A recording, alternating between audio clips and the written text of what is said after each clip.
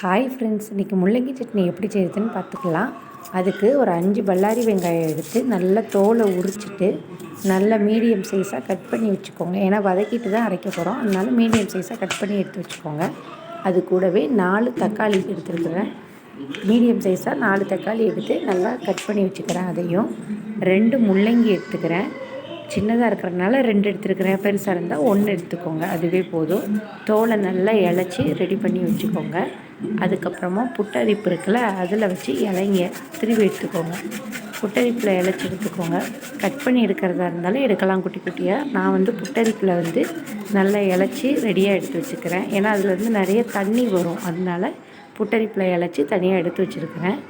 கொஞ்சமாக பூண்டு தேவைப்படும், அதனால் ஒரு 10 பல்லுக்கு மேலேயே உரித்து வச்சுருக்கிறேன்.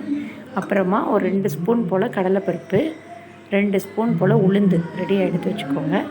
ஒரு 4 வத்தல், மிளகா வத்தல் 4 போல் எடுத்து வச்சுக்கோங்க. ஒரு பேனில் 2 ட்ராப் போல் மட்டும் ஆயில் விட்டு இந்த துருவி வச்சுருக்கிற முள்ளங்கி இதில் கொட்டி நல்லா வதக்குங்க.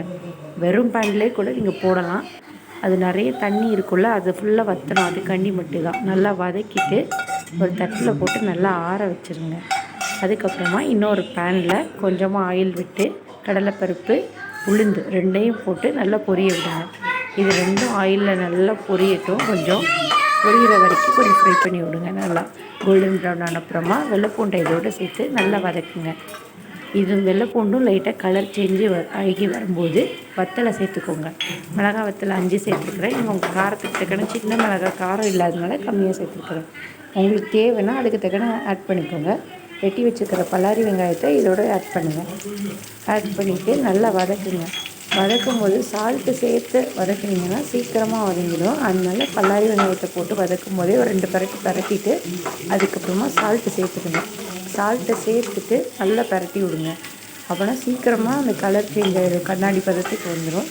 கொஞ்சம் லைட்டாக வதங்கினதுக்கப்புறமா அது கூட சால்ட்டு சேர்த்து வதக்கிட்டு அதுக்கப்புறமா தக்காளி ஆட் பண்ணிவிடுங்க. 2ஐயுமே சேர்த்து போட்டு வதக்குங்க. தக்காளி ஆட் பண்ணிக்கிறேன். தக்காளி ஆட் பண்ணிவிட்டு சேர்த்து வதக்குங்க. தக்காளியும் ஒரு அரை பதத்துக்கு நல்லா குக் ஆகட்டும். நல்லா வதக்கி விடுங்க. பேனில் ஹீட்டு ரொம்பவும் வைக்காதீங்க, மீடியமும் வைக்காதீங்க, மீடியமாக வச்சுக்கோங்க. இந்த சட்னி செஞ்சு கொடுத்து பாருங்களேன், குழந்தைங்க ரொம்ப நல்லா சாப்பிடுவாங்க. இது கூட கொஞ்சம் கொத்தமல்லி கொஞ்சம் போல் போட்டிருக்கிறேன். புளி ஒரு பிஞ்சு போல் கொஞ்சமாக ஒரு சின்னதாக உருட்டி புளி ஆட் பண்ணியிருக்கிறேன். எல்லாத்தையும் சேர்த்து நல்லா வதக்குங்க. இது முள்ளங்கி அப்படி கூட்டுலாம் வச்சு கொடுத்தா சாப்பிட மாட்டாங்க. அப்படின்னா இப்படி சட்னி பண்ணி கொடுத்து பாருங்கள், கண்டிப்பாக எல்லாருக்குமே இது பிடிக்கும். ட்ரை பண்ணி பாருங்கள் கண்டிப்பாக எப்படி இருக்குன்னு. நல்லா வதக்குங்க. வதக்கிட்டு அதை நல்லா சேர்த்து இதை வதங்கினதுக்கப்புறமா அரைப்பதம் வதங்கினதுக்கப்புறமா முள்ளங்கி வதக்கி வச்சுருக்கோம் இல்லையா, அதை இப்போ இது கூட சேருங்க. முதல்லையே நீங்கள் சேர்த்துட்டிங்கன்னா அதில் தண்ணி பதம் இருக்கிறதுனால சட்னி டேஸ்ட் வித்தியாசமாக முள்ளங்கி ஃப்ளேவர் வந்துகிட்டே இருக்கும். அதை தனியாக வதக்கி வைக்கிற ப்ராசஸ் அதனால தான் செய்கிறோம். முள்ளங்கி ஸ்மெல் அதிகமாக வரக்கூடாது அப்படின்னா வதக்கி வச்சுட்டு தக்காளி வெங்காயம் வதங்கினதுக்கப்புறமா இது கூட போட்டு சேர்த்து வதக்குனீங்கன்னா அந்த முள்ளங்கியில் உள்ள நீர்ச்சத்து கொஞ்சம் குறைஞ்சிருக்கும். அதனால தான் 2வது ஆட் பண்ணுறோம். ஆட் பண்ணிவிட்டு நல்லா வதக்குங்க.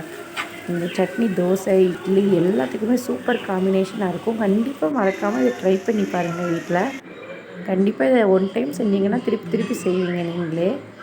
இதை ஆற வைங்க. ஆறுனதுக்கப்புறமா அதை ஒரு மிக்ஸி ஜாரில் ட்ரான்ஸ்ஃபர் பண்ணிவிட்டு சால்ட்டு லைட்டாக போட்டிருக்கோம் இல்லையா, ஆல்ரெடி போட்டுட்டிங்கன்னா ஓகே, இல்லைன்னா இது கூட சால்ட்டு சேர்த்துக்கோங்க. சேர்த்து நல்லா பேஸ்ட்டாக அரைச்சிக்கோங்க.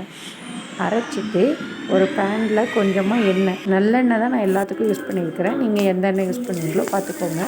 கடுகு போட்டு கருவேப்பிலை போட்டிருக்கிறேன். கடுகு கருவேப்பிலை பொரிஞ்சதுக்கப்புறமா அந்த சட்னியை அது கூட ஆட் பண்ணி மிக்ஸி ஜாரில் லைட்டாக தண்ணி ஊற்றி அலசி இது கூட தேவையான அளவுக்கு கொஞ்சமாக தண்ணி மட்டும் ஆட் பண்ணிவிட்டு நல்லா உப்பு போதுமான்னு பார்த்துட்டு நல்லா இது பண்ணுங்கள். அதுக்கப்புறமா கொதி விழணும்ல, கொஞ்சம் கொதித்ததுக்கப்புறமா சட்னி ஆஃப் பண்ணிங்கன்னா கெட்டே போகாது. ஏன்னா நம்ம இதில் மெயினாக தேங்காய் சேர்க்கலை. தேங்காய் சேர்த்து செஞ்சிங்கன்னா 1 டைம் தான் 2 டைம் தான் சாப்பிட முடியும். தேங்காய் சேர்க்காதனால அவ்வளோ சீக்கிரம் இது கெட்டு போகாது. கண்டிப்பாக ட்ரை பண்ணி பாருங்கள். முள்ளங்கியோட ஃப்ளேவர் இதில் லைட்டாக இருக்குமே தவிர அந்த ஸ்மெல் அதிகமாகலாம் இருக்காது. கண்டிப்பாக ட்ரை பண்ணி பாருங்கள். கிட்ஸுக்கும் ரொம்ப பிடிக்கும். ட்ரை பண்ணி பார்த்து எப்படி இருந்தது மறக்காமல் நம்ம சேனலில் கமெண்டில் சொல்லுங்கள். சேனலை மறக்காமல் எல்லோரும் சப்ஸ்கிரைப் பண்ணுங்கள், லைக் பண்ணுங்கள், ஷேர் பண்ணுங்கள்.